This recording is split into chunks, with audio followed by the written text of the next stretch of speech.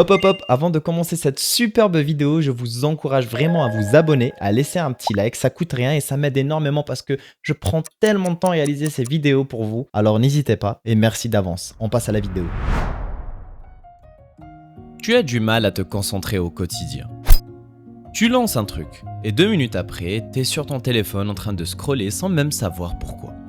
T'inquiète pas, tu n'es pas tout seul. Mais le truc que personne te dit, c'est que ton cerveau n'est pas fatigué. Il est en train de se faire hacker. On va arrêter de parler de motivation ou de volonté, c'est des bêtises. Aujourd'hui, on va parler d'ingénierie. On va voir comment les réseaux sociaux ont transformé ton cerveau en passoire et surtout comment on va réinstaller un système d'exploitation solide pour que tu puisses enfin charbonner comme un véritable pro. Reste bien jusqu'à la fin parce que je vais te donner des méthodes tirées des meilleurs bouquins de neurosciences et de productivité. Si tu rates la dernière étape, tu vas retomber dans le piège dès que tu vas éteindre la vidéo. On décode tout ça, mais avant tout, je dois t'expliquer un point qui est très important. La guerre de l'attention. Tu n'es pas le client, tu es la proie. Faut que tu comprennes un truc. Ton attention à toi, c'est l'or noir du 21e siècle. Des boîtes comme TikTok, Instagram ou YouTube dépensent des milliards pour une seule chose, te garder scotché dans ton écran le plus longtemps possible. Ce n'est pas du tout un combat équitable. Tu es tout seul face à des milliers d'ingénieurs de la Silicon Valley qui connaissent ta psychologie mieux que toi-même. Chaque like, chaque swipe, chaque notification, c'est une petite décharge de dopamine dans ton cerveau. Le problème, c'est que ton petit cerveau là, il s'y habitue. Il devient un junkie de la dopamine. Dès que tu dois faire quelque chose qui est un peu long, un peu dur ou même un tout petit peu chiant, ton cerveau panique. Il réclame sa dose. Et c'est bien pour cela que tu n'arriveras jamais à lire un bouquin ou juste bosser pendant 20 minutes pour ton projet sans checker ton téléphone. Ton focus à toi, c'est devenu une monnaie d'échange pour des gens qui s'enrichissent sur ton incapacité à construire ta propre vie. Ça fait mal dit comme ça. Bon, on a parlé de dopamine, mais c'est quoi exactement? Comment ça fonctionne? Pour que tu puisses comprendre, on va parler un peu technique, mais version simplifiée.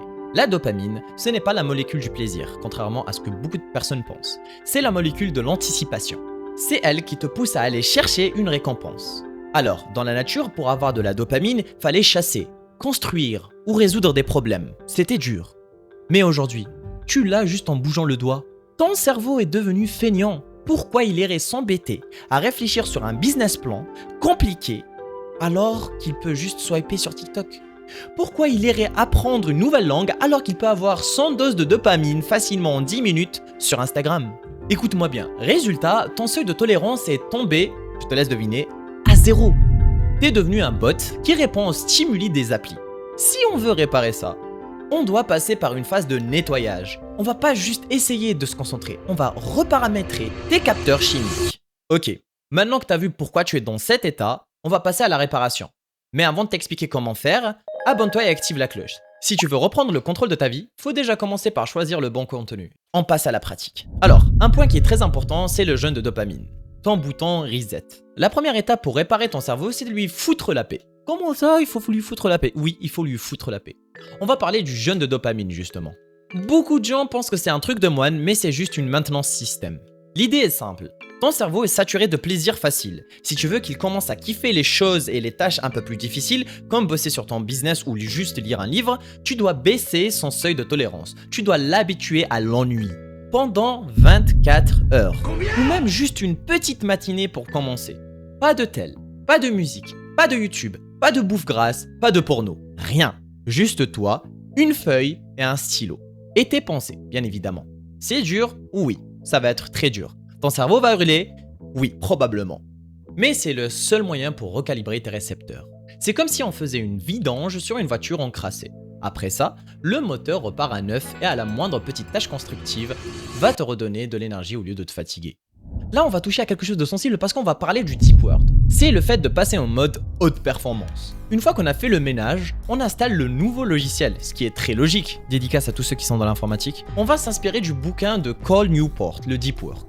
Le deep work, c'est pas juste bosser, c'est bosser dans un état de concentration si intense que le reste du monde n'existe plus. C'est là que se crée la vraie valeur.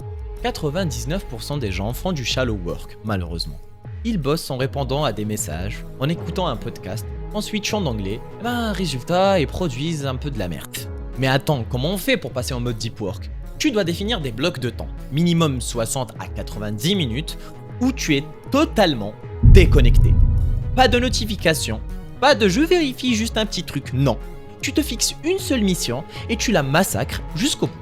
Et c'est dans cet état de flow que ton cerveau devient une machine de guerre. C'est là que tu produis en 2 heures ce que les autres font en une putain de semaine. Certains d'entre vous vont pas me croire, mais c'est effectivement le cas. Si on arrive à se concentrer, vous arriverez à faire énormément de choses. Mais attends, pour réparer encore plus ta concentration, ça ne s'arrête pas juste à ça. Il faut penser à ton environnement. Ne fais pas confiance à ta volonté. Une très grosse erreur de débutant, c'est de croire que tu vas résister à la tentation. Par la simple force de ta volonté. Oublie ça. Ta volonté, c'est juste une batterie qui se vide tout le long de la journée. À la fin de journée, tu es mort, claqué. Le secret des génies, c'est pas qu'ils sont plus forts que toi. Non, c'est juste qu'ils ont un meilleur environnement. Oui, mais comment ça? Ils ont un meilleur environnement? Comment je peux faire? Je ne peux pas contrôler mon environnement? Faux, calme-toi, je vais tout expliquer. Écoute-moi bien, si ton téléphone est sur ton bureau, même éteint, ton cerveau dépense de l'énergie pour l'ignorer. C'est prouvé scientifiquement. Alors, le hack est assez simple en fait. Quand tu dois te concentrer, ton téléphone n'est pas dans la même pièce que toi. Il n'existe plus. Concernant ton bureau, il doit être épuré. Rien qui puisse attirer ton regard. Pour tes onglets sur ton PC, un seul onglet d'ouvert. Rien d'autre. À part bien sûr si vraiment tu as besoin de d'autres onglets. Pas de YouTube, pas de distraction. Écoute-moi bien, tu ne dois pas essayer de ne pas être distrait. Tu dois rendre la distraction physiquement impossible. C'est ça l'ingénierie du focus. Tu prépares ton terrain pour que la seule option logique qui te reste, ça soit de charbonner. Ok, maintenant tu as la base, mais il y a un secret que les neurosciences ont découvert récemment sur la manière dont on peut muscler son attention au quotidien. Et ça, sans même être devant un écran. Et si tu n'appliques pas ce que je vais te dire dans la prochaine partie, ton focus va s'évaporer dès que tu auras un petit coup de stress. Petite dédicace à tous ceux qui vont à la salle de sport, parce que dans cette partie, on va justement parler du sport du cerveau, la gym du cerveau, la méditation, mais version scientifique. Alors, je vous vois déjà venir.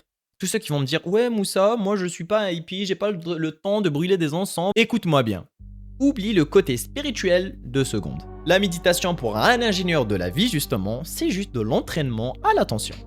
C'est le squat du cerveau. Le principe est ultra simple. Tu te focalises sur ta respiration. Mais attention, dès que ton cerveau commence à s'échapper, et crois-moi qu'il va le faire chaque putain de seconde, tu le ramènes. C'est tout. À chaque fois que tu ramènes ton attention sur ta respiration, c'est comme si tu faisais une répétition à la salle. Tu es en train de muscler ton cortex préfrontal. Plus tu le fais, plus tu seras capable de détecter quand une distraction arrive. Et surtout de l'envoyer bouler avant qu'elle te bouffe ton cerveau et ton temps. Reste attentif. 10 minutes par jour. C'est ton abonnement à la salle pour ton focus. Si tu le fais pas, ton cerveau reste flasque. C'est aussi simple que ça. Alors, cette partie elle est pour tous ceux qui pensent que j'abuse un tout petit peu. On va parler du coût justement, de ce manque d'attention. Parce que crois-moi que ces distractions tuent ta productivité et tu t'en rends même pas compte. Je vais t'expliquer de quoi je parle. Le fait est de croire que tu peux passer d'un truc à l'autre sans conséquence. En neurosciences, on appelle ça le coût de résidu d'attention.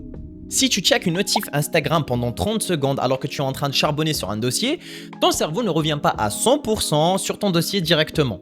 Une partie de ton esprit reste bloquée sur la photo que tu viens de voir. Il te faut environ, 20 minutes pour retrouver ton niveau de focus maximal après chaque distraction. Choqué? On va faire un petit calcul ensemble. Si tu checkes ton téléphone toutes les 15 minutes, en fin de compte, tu ne travailles jamais avec ton plein potentiel.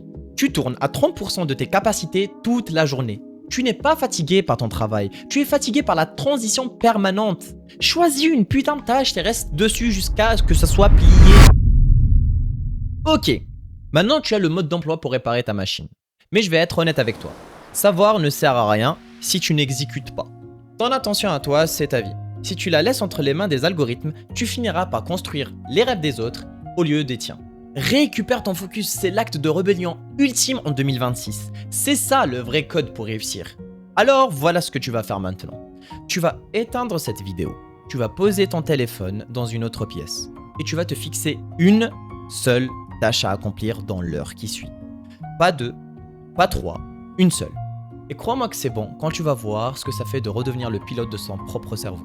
Dis-moi dans les commentaires quelle est la chose qui te déconcentre le plus en ce moment. On va voir si on peut trouver une solution technique ensemble. Et si t'as kiffé ce décryptage, tu sais ce qu'il te reste à faire. C'était Moussa, reste focus, on explore, on découvre, on décrypte, mais surtout, on gagne. À la prochaine.